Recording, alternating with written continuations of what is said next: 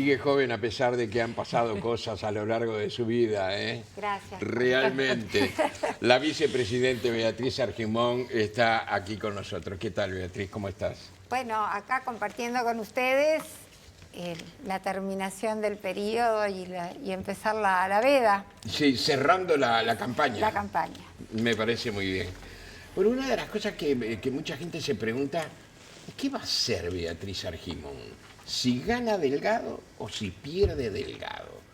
¿Qué es lo que realmente tiene planificado para sí misma? Bueno, no tengo nada planificado porque aprendí el tema de vivir las etapas con intensidad cuando llegué a la vicepresidencia. Así como dije, porque tenía experiencias de otros vínculos entre presidente y vicepresidente con perfilismos, cosa que es natural en la vida política, yo tengo todo el archivo diciendo, entro con el presidente en la misma línea y salgo con el presidente en la misma línea y juntos, y así lo voy a hacer. Pero tú pensabas estar en el Senado o aspirabas a estar en el Senado. No. Sí, por supuesto, estuve en una lista, en mi lista 5, pero básicamente a veces cuando uno termina un ciclo es bueno tener un balance desde afuera y no de adentro. Entonces, lo que sí tengo claro es que vuelvo a la militancia del Partido Nacional. Porque Eso llamó sí. la atención que armó la lista 5 y no encabezó el Senado. No. Es ¿Fue una decisión, digamos? Sí, y además la lista es Luis y Beatriz, pero un poco de respiro para... Siento que también hay nuevas generaciones que tenían que proyectarse y había una mezcla de generaciones que teníamos que tratar de potenciar, pero lo más seguro y lo que más necesito es volver a la militancia. Y en esa vuelta a la militancia, ¿la posibilidad o el interés de volver a ser presidenta del directorio del partido? Presidenta, bueno, esos son acuerdos que se hacen, pero sí, como soy convencional, puedo estar en una lista para ser directora del partido. Creo que vienen épocas muy interesantes, donde tiene que haber replanteos, cómo nos comunicamos en el siglo XXI con la ciudadanía, cómo nos manejamos con ejes temáticos modernos, y una agilidad en las estructuras. ¿Qué quiere decir interesante? Perdón. ¿Qué quiere decir interesante? Épocas por lo menos interesantes. desafiante, porque me ¿Difíciles? No difíciles, desafiantes en cuanto a el pensar una lógica de partido diferente. Ustedes han visto a lo largo de esta campaña que las formas tradicionales o estilos no eran tan convocantes como antes, ¿verdad? Como todos los periodistas nos insistían, ustedes no ven fría la campaña, nosotros lo sentíamos como ustedes, obviamente, hasta que la ciudadanía se empieza a enganchar mucho más tarde. Entonces, creo que vienen momentos bien interesantes y, por supuesto, también el pensarnos ya en un segundo periodo como coalición de gobierno, ¿no? Sí, y seguramente saquemos más conclusiones cuando lo veamos, ¿no? Cuando pase el tiempo. Después del domingo. De estas conclusiones como un poco más grandes. Pero en esto que decía de la posibilidad de estar en el directorio, volver a la militancia, ¿esa suposición estén en el gobierno no? Sí. ¿No le gustaría estar en un lugar ejecutivo dentro del gobierno? En verdad, después que pasé ser presidenta del directorio, pasé más a tener la lógica de, bueno, donde el partido necesite y yo tenga el perfil, voy a estar siempre. Soy más de partido que de sector. Ok. Hablemos del domingo, entonces, en el acumulado y yendo concretamente a lo que se presentó hoy, Orsi ha aparecido con ventaja más leve o más amplia que sobre Delgado. 0,5, la más chica, según presentó Factum hoy, la más grande opción 4,2. ¿Cuál es la impresión que tiene Argimón para el domingo? Y después esa minoría silenciosa de la que habla Delgado, ¿Qué es exactamente? ¿Dónde está? Bueno, en primer lugar, esto es personal y le doy un... Yo tengo respeto por las encuestadoras, pero sin lugar a dudas, creo que son otras de los sectores que tienen que repensarse respecto a estos tiempos. ¿Las encuestadoras? Si yo hubiera seguido estrictamente las encuestadoras con la fórmula Luis Beatriz, íbamos tan tranquilos el día de la elección, porque nos daban todas ganando y con un amplio margen. Y sin embargo, no les tengo que contar la historia a ustedes. Esta vez, toda la campaña fue diferente, como hablábamos ahora. Creo realmente que son mucho más fuertes las campañas cuando hay voluntad de cambio. Yo no veo ese espíritu de cambio notorio como la viví en la anterior, al contrario.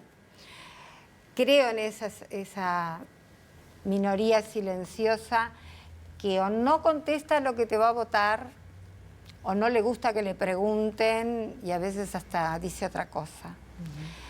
Y estoy convencida.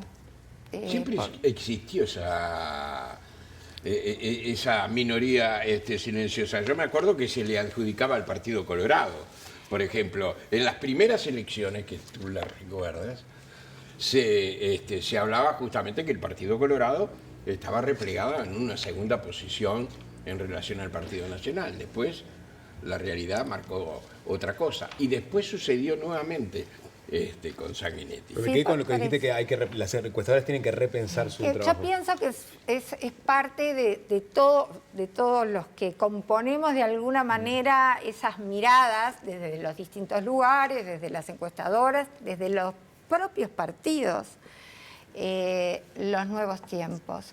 Yo, por ejemplo, imagino nuestros tiempos de reflexión como actores políticos deben cambiar. El mundo va con otra energía, con otra agilidad. Y las respuestas las busca la ciudadanía con más agilidad. Entonces, esos son todos replanteos que una democracia plena como la nuestra debe tener. Siempre está bueno pensarnos. Perdón, sin irnos del tema de las encuestas, hay dirigentes del Partido Nacional que han dicho que se lo ha subestimado al partido, históricamente, lo dijo Javier García, pero usted destaca las elecciones anteriores donde le daban por lejos a la coalición y al final no terminó pasando, y ahora sería como distinto. A veces da la sensación, no lo digo por usted, tampoco por Javier García, sino por el espectro político en general, y esto también es una contestación que dan las encuestadoras, bueno, depende de cómo nos dé, también dónde nos paramos o cómo lo señalamos. Sin embargo, siento que los partidos políticos respetamos a las encuestadoras. De hecho, las contratamos como herramienta. Pero evidentemente, y vuelvo, no es estrictamente el tema de las encuestadoras, sino todos nosotros. El sistema que está cambiando y con ello tienen que cambiar las herramientas. Y las herramientas, o lo que técnicamente corresponda, no sé cómo categorizarlo porque no soy profesional ni politóloga, pero la verdad me parece que los tiempos nos van a exigir a todos tener una dinámica y una mirada sobre los temas que va a tener que marcar un rumbo diferente. Los otros días leí un artículo muy interesante en Letras Libres, una publicación fantástica que existe, mexicana, donde hay aportes de todos lados. Uno de ellos es de Helen Fisher, una norteamericana que justamente es experta en lo que tiene que ver con el comportamiento humano. Y ella decía que estamos muy equivocados si pensamos que el mundo está cambiando porque los jóvenes vienen y lo están cambiando. Que en realidad el pensamiento es que el mundo está cambiando porque la gente cambió toda. Y allí nace un fenómeno que se llama edadismo y que hace que las personas mayores hoy sean distintas a las personas mayores del pasado, etcétera, etcétera. Bueno, eso obliga, por lo menos en el programa de la coalición, está el tema de la economía plateada. Es un tema que los países que que realmente son el llamado primer mundo, lo tienen dentro de su economía, visible en sus políticas públicas. Sí, Pero sí, del sí. ambiente, por ejemplo, hablamos poco. Bueno, yo creo que ahí se habla, pero como ya hay quien marca la política pública del ambiente, hay un ministerio específico, Lo que pasó en Valencia puede pasar acá, ¿eh? en cualquier lado, porque hay quienes dicen que Y no fue hay un cambio desastre. climático, pero estamos Sí. viendo todos. Y lo otro que nuestro candidato Sí. es muy insistente en hablar de las luces largas, ¿no?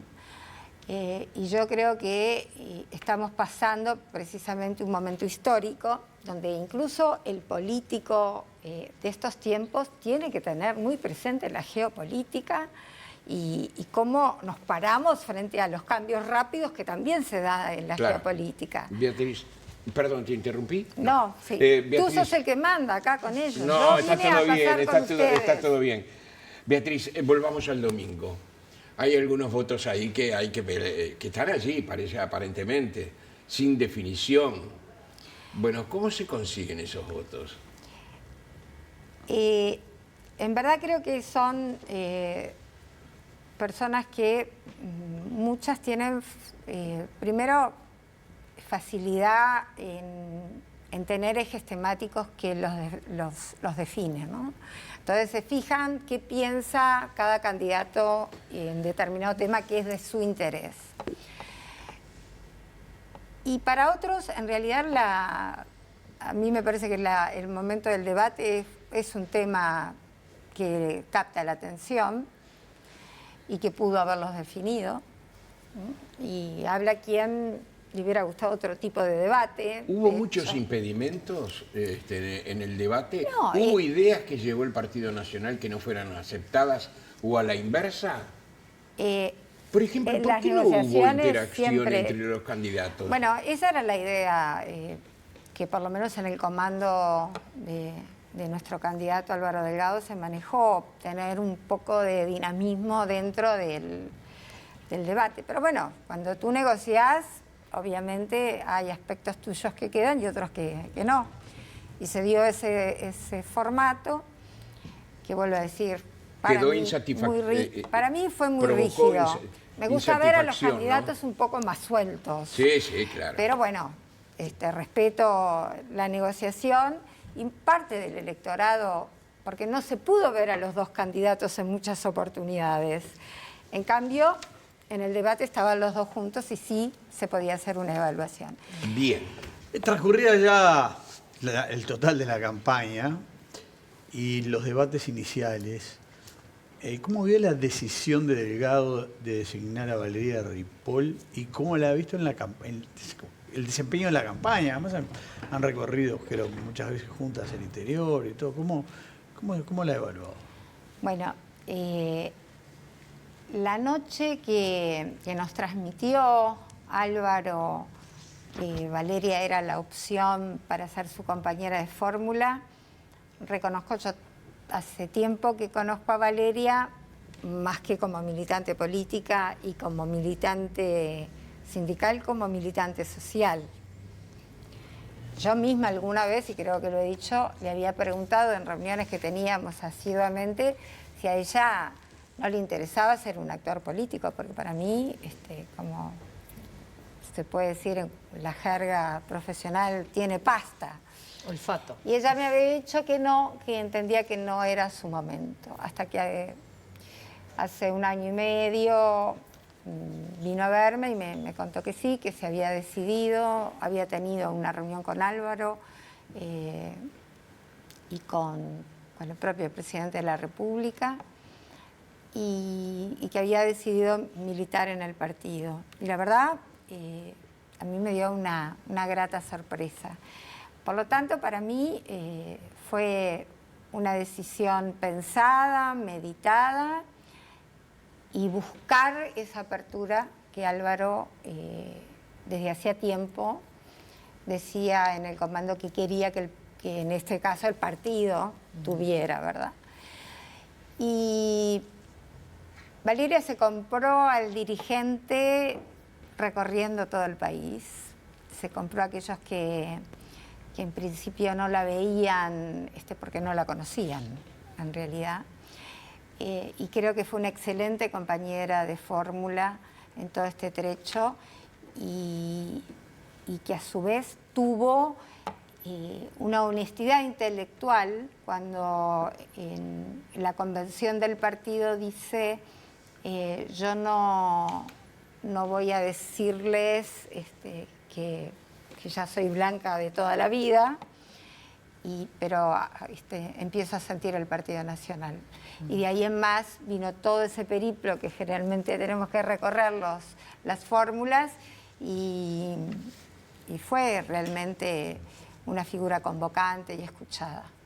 Bien, hablando de mujeres en política, entre toda la coalición obtuvieron una sola mujer senadora representando allí a todos los partidos. El Frente Amplio obtuvo 7 con chances de que puedan ser 8. Tal vez haya movimientos. ¿Qué le dice a usted este desbalance entre un bloque y el otro? Seguramente tú ya vas a conocer mi respuesta. Creo que es un desastre. El tema de no haber podido avanzar notoriamente con liderazgos femeninos en el Parlamento nos trae otra vez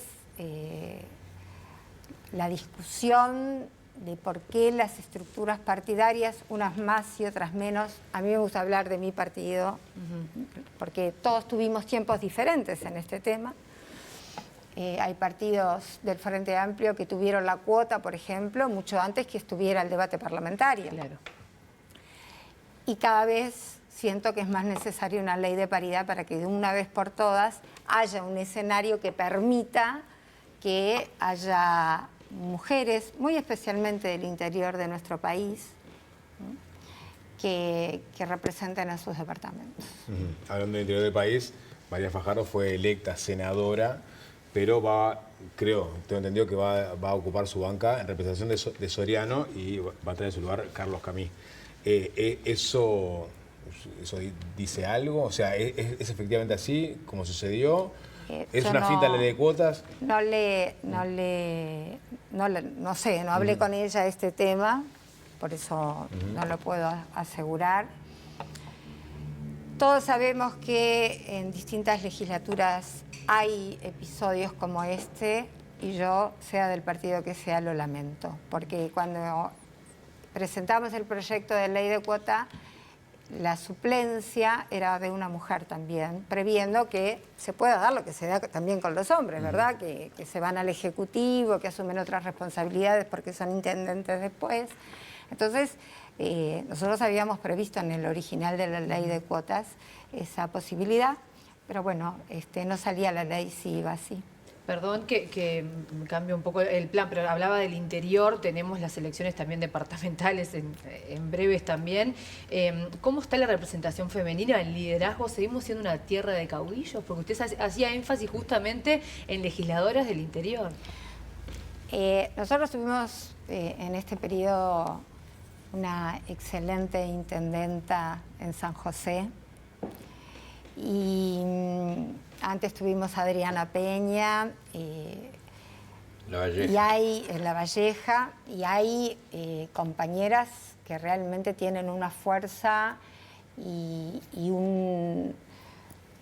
una mirada muy especial sobre el territorio. ¿Cuál es el tema? Y bueno, y otra vez el tema de las estructuras partidarias, que las veo, vuelvo a decir, hablo de mi partido, pero es notorio que vivimos situaciones o sea, la fuerza está, la mirada está, la capacidad está, bueno, están los varones, lo que pasa también. Y porque el poder todavía, y eso pasa en el mundo, ¿no? Por eso se ensayan algunas fórmulas que tienen que ver para subsanar el tema de que quienes vienen culturalmente detrás, con la misma o mayor capacidad que un varón y con condiciones de liderazgo y con miradas diferentes, accedan a lugares de decisión. La resistencia parece estar más en el interior, porque uno mira a todos los partidos y más o menos pasa lo mismo, ¿no? En el interior, a nivel de Por eso, sí. no es un tema exclusivo de un partido. Es más, llama la atención en el mundo quienes estudian las democracias como un país con democracia plena y con mujeres formadas, y además de las primeras que votamos, cómo no podemos salir de tan bajo índice de presencia femenina en el Parlamento. Perdón, una más. Orsi habló de un gabinete semiparitario, o sea, que sea más o menos parejo entre hombres y mujeres. En el caso de Delgado, ¿hay que esperar lo mismo o no? Bueno, sí sé que él tiene presente el tema. Sí ¿Y eso sé es que bueno? el que pueda pretender que haya miradas complementarias entre hombres y mujeres. No, digamos que sea mitad y mitad. Es decir, de aquí en más, mitad y mitad. ¿Por qué no más mujeres que hombres o más hombres que mujeres? Porque hasta ahora siempre somos menos mujeres. Eso lo entiendo, Cuando eso lo entiendo. hicimos la ley de cuotas, decían, ¿pero por qué piden un 30%? Si son más del 50% de la población. ¿Ah? Igual no te No votaban. llegan igual, ¿no? Igual 100 en no 28, votaban. creo. No votaba la ley de cuotas, igual no la votaban. Una vez que uno pueda darle un escenario paritario a la lógica de los partidos, yo entiendo que ya está. Perdón, pero no quiero dejar pasar, ¿qué es tenerlo en cuenta? No, que lo hemos conversado y que ha estado en esa charla la necesidad de que haya un gobierno con presencia de más mujeres. Ahora, en esta campaña, a diferencia de anteriores, el tema de género prácticamente no estuvo. El discurso de nadie. Lo que pasa que a veces nos quedamos, por ejemplo, con... pues ya llegó una vicepresidenta, ¿no? Y ahora hay 2 candidatas a la vicepresidencia. Y está. Sí. Y hubo una primer ministra de Economía, porque este gobierno tuvo una primer ministra de Economía. Este gobierno tiene empresas públicas presidentas, caso de la presidenta de UTE y de la presidenta de Antel. Y esos avances hacen muchas veces decirlo, pero están... Y después cuando pasan las elecciones, en el Parlamento estamos discutiendo siempre el mismo tema. Claro. Bueno, a propósito de lo que planifica, por ejemplo, Delgado, también lo ha señalado Orsi de alguna manera, ¿ves la posibilidad de acuerdos con Orsi en caso de que gane Delgado o a la inversa? Orsi está bastante restringido en esa situación. Delgado ha sido más específico, ¿no? A ver, viendo cómo está planteado el escenario en el Parlamento, Sí. es muy importante.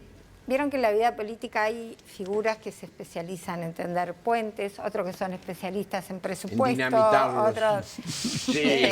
otros que no les interesan los Sí, puentes. sí, Habemos de exacto. todo. Creo que en este periodo, en el Parlamento, después hablamos en el Ejecutivo, en el Parlamento van a ser indispensables las figuras que busquen entendimiento, porque creo que parte del mensaje que la ciudadanía nos dio en esta elección es pónganse de acuerdo. Ninguno tiene mayoría. En general, entonces pónganse de acuerdo. Y hay que saber, ¿Dijo eso especialmente, la ciudadanía? para mí es uno de los aspectos que... Es el resultado del voto. La ciudadanía seguramente quería No, que el voto, que el voto Delgado... fue parejo, no hubo no. mensaje allí No. específico, Cuando tú concreto. ves la conformación del Parlamento con nuevos partidos, con partidos diferentes, eso hay que saber interpretarlo. De pronto no inmediato, porque estamos todos en mitad de la campaña, pero el actor político tiene que mirar la conformación del Parlamento. Pero ¿no ¿Cómo crees que cuando la gente fue a votar a Delgado, quería que Delgado gobernara y nadie le trancara nada en el Parlamento y podía llegar adelante su supuesto. y lo mismo con la gente de Orsi? Por supuesto. O sea, la gente Pero- no quiere que haya trancazos, Pero, ¿no? no, por eso mismo, ¿qué es lo que quiere la gente? Diálogo. Pónganse de acuerdo. Hay en cosas que se tienen que poner de acuerdo. Y a nivel del Ejecutivo, la figura del presidente electo es muy importante que sea alguien que quiera el diálogo. Porque vuelvo a decir, son tiempos muy dinámicos, tiempos donde hay que fijar políticas de esas luces largas por todo lo que implica lo vertiginoso de este mundo, y reconozco que Álvaro Delgado, uno de los aspectos que siempre ha señalado es la necesidad de ponernos de acuerdo en algunas políticas a través del diálogo. ¿El Parlamento va a ser el centro de esas negociaciones o va a estar a nivel de liderazgo? ¿Cómo se imagina esas negociaciones con un Senado mayoría del frente y una dispersión tan grande en diputados, incluso con Salle, con 2 representantes, ¿no? Todos los periodos son diferentes. Hay que dejar que empiece a funcionar para ver si efectivamente ese ánimo de acuerdos y esas figuras que son transgresoras durante la campaña también pueden formar parte en algunos puntos del diálogo, ¿verdad? Con esta premisa necesaria de la negociación, usted tuvo sus desafíos también como vicepresidenta, la pandemia, la llegada de Cabildo Abierto, que también era una gran interrogante, entre otras, pero esta también tiene sus características, que las acabamos de repasar. Ni Ripoll ni Cose tienen experiencia parlamentaria en un rol de vicepresidenta. ¿Cómo las ve usted a ambas surfando esa ola? Son mujeres de una gran personalidad, son determinantes cuando quieren. En el caso de Cose conoce al Parlamento porque estuvo en un periodo, al principio del periodo. Claro, pero después se fue a la campaña de la Intendencia. Se fue a la Intendencia. En el caso de Valeria, el diálogo en lo sindical es fundamental. Ella no solo fue presidenta de su sindicato, sino también de la agremiación de todos los sindicatos de municipales, más tenía representación en la central, como minoría además. Eso es un cúmulo de experiencia que sin lugar a dudas sirve dentro de lo que es, obviamente los temas son otros, los personajes son otros, pero la capacidad negociadora es fundamental. Así que yo veo en Valeria, es uno de los aspectos que más destaco en Valeria. ¿La coalición va a actuar como un bloque monolítico en diputados a la hora de negociar con el Frente Amplio en caso de perder o no?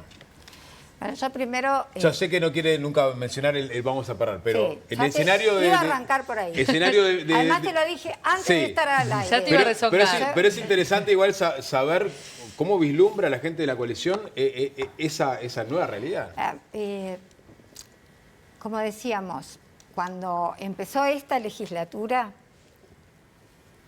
la coalición se había formado unos meses antes, llevó un tiempo ponernos de acuerdo con el programa. Sobre la marcha.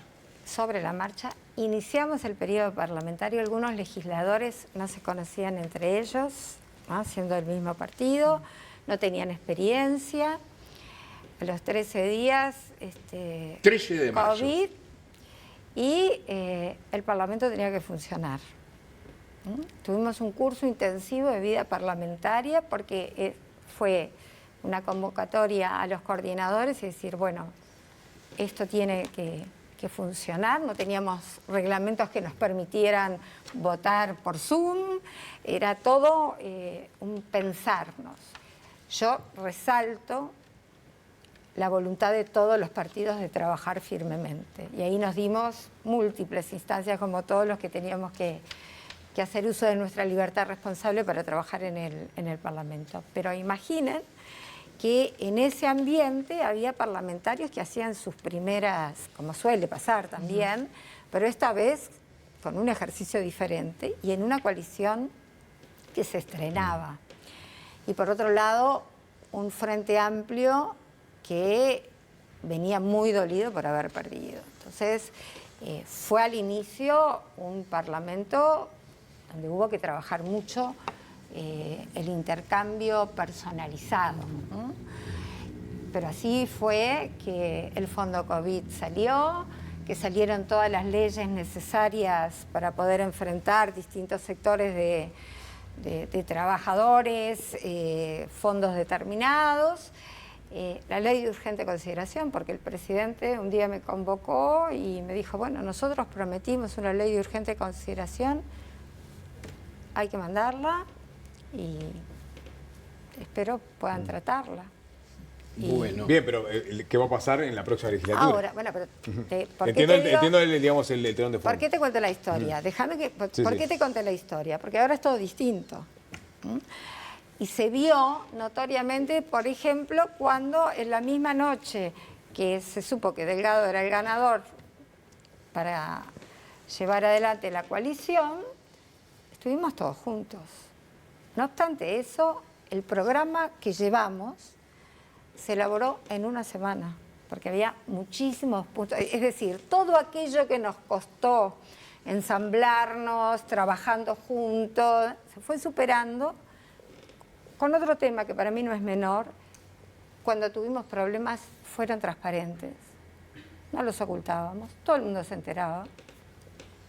Y eso nos dio una dinámica que hoy hace que senadores, diputados electos y todavía elegidos en esta legislatura estén recorriendo el país y la ciudadanía de la coalición republicana se junta para escucharnos. Entonces, ha cambiado notoriamente el escenario. Por lo que veo, va a haber instancias dentro del Parlamento mucho más aceitadas, mucho más ágiles que las que hubo en esta legislatura. hay que esperar que en el 2029 la coalición republicana sea partido. Es un debate que hay que darse. Bueno, pero ya hay una propuesta de blancos y colorados, ¿verdad? A los cuales se Sí, bueno, pero agregarían. son propuestas a título personal de determinados dirigentes. Sí, no hay acuerdos todavía Esas concretos. son decisiones que los partidos tienen que tomar con sus estructuras y con sus dirigentes. ¿A favor la militante Argimón? Bueno, yo le voy a decir esto es muy fuerte, que me lo pregunte estando por entrar en la veda. Sí. Tuve sentimientos encontrados al principio de la idea, o sea, cuando salí electa, de cómo podría pensarse un partido de la coalición. Pero ahora creo que vamos rumbo a eso. ¿Se imagina la calle Pou en las próximas elecciones en el paraguas coalicionista? Hay algo que me pasa con nuestro presidente que tiene que ver con una historia transcurrida propia. Yo siempre me lo imaginé presidente. Cuando él ingresó al Parlamento por primera vez, ingresamos los dos juntos al Parlamento además, siempre supe que él iba a ser presidente de la República y siempre supe que iba a trabajar para que él fuera presidente, aunque después tuvimos caminos diferentes. ¿Mm? Y cuando mucha gente, y ustedes lo habrán escuchado, decían, la verdad, lo descubrimos como líder, hoy nadie discute que es el líder del Partido Nacional. Para mí era, naturalmente, un dirigente convocado a liderar el partido. Por eso con tu pregunta, yo hoy lo imagino tomándose un tiempo, poco, para repensar y volver. ¿Viste cuando yo te decía, yo quiero volver a la militancia? El otro día lo hablamos con el presidente. Volver al serno es importante. ¿Y va a asumir la banca? Hasta ahora no lo ha dicho. Volver a las raíces para repensarse, como decía usted es de la militancia, tal vez desde el directorio del Partido Nacional, y el presidente, ¿desde dónde? Todavía no nos lo dijo. ¿Hay muchos lugares para volver a las raíces? El volver como hablábamos, volver al partido después de ejercer tremendas responsabilidades, nos hace bien. Por lo menos como blancos nos hace mucho bien. Y al recuperar esa identidad también. Hay que recordar que... Jorge. Perdón. Jorge. Hay que recordar que cuando la calle Pou perdió su primera candidatura, de su primera candidatura a su segunda candidatura, transcurrió un periodo en el cual se señalaba que la calle Pou había estudiado muchísimo. Yo no sé si es verdad eso, pero se le notó en su estudio que había pensado. Es decir, nuevas cosas, una nueva manera de encarar, una nueva campaña diferente. Yo no sé si estudió. Yo lo que sí estoy segura que Sería el bueno momento todos que estudiaran, perdió, ¿no? él inició un proceso personal donde enfrentó esa realidad de otra forma. No Sí. te puedo decir si estudió o no estudió, digo, no lo sé. ¿Se notó? Pero lo que sí fue notorio, que eso fue, es como te dicen a veces un revolcón, saca lo mejor de uno. Y sin lugar a dudas se vio a Luis, que termina siendo presidente de la República, un presidente además que se va con una altísima aceptación popular. ¿Usted fue a la pelea de transmisión entre el presidente y las bancadas de la coalición? En algunos temas sí. Fue difícil porque de alguna manera lo dijo de la primera época al comienzo. El manejo con los líderes de la oposición, hubo incluso muchos roces con Cabildo y un reclamo de que aparentemente atendería Delgado si gana, de que va a haber un nivel de coordinación a nivel arriba, el presidente con los líderes. ¿Cómo fue eso? ¿Cómo ves el tema? Sí, en verdad la forma que el presidente se dio de conversar con los líderes era de a uno. Sí. Él prefirió esa forma de intercambio. Es verdad que dentro de la coalición, especialmente Cabildo, entendía desde el inicio que tenía que haber una mesa de trabajo. Creo que ahora empiezan a darse las circunstancias como para que sí haya una mesa de negociación más abierta. Hubo un proceso de aprendizaje en conjunto que creo que ahora sí nos permite que, como dice Álvaro Delgado, pueda haber una instancia de coordinación con el presidente. Sobre ese tema tuviste cierto ruido después del 27 de octubre. Manini diciendo que la coalición no tiene sentido en la oposición. Después, bueno, se salió, como digamos, a aclarar algo, pero quedó sobrevolando. Y Ojeda diciendo que iba a ser un cogobierno, es decir, blancos y colorados, que son los socios mayoritarios. ¿Alguna verdad hubo ahí atrás?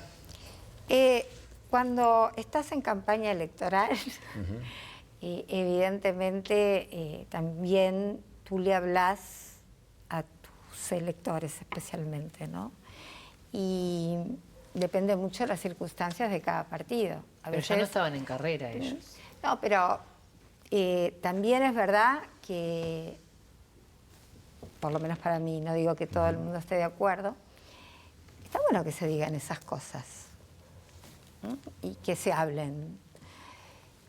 A mí mucho, yo entiendo que hay cosas que tienen que hablar a nivel de liderazgos, pero también hay aspectos que dicen a la vida intrínseca de los sectores que está bueno que se sepa. Y cuando, con su estilo, Ojeda habla de cogobierno, yo entendí lo que quiso decir. Te enojó, Mieres,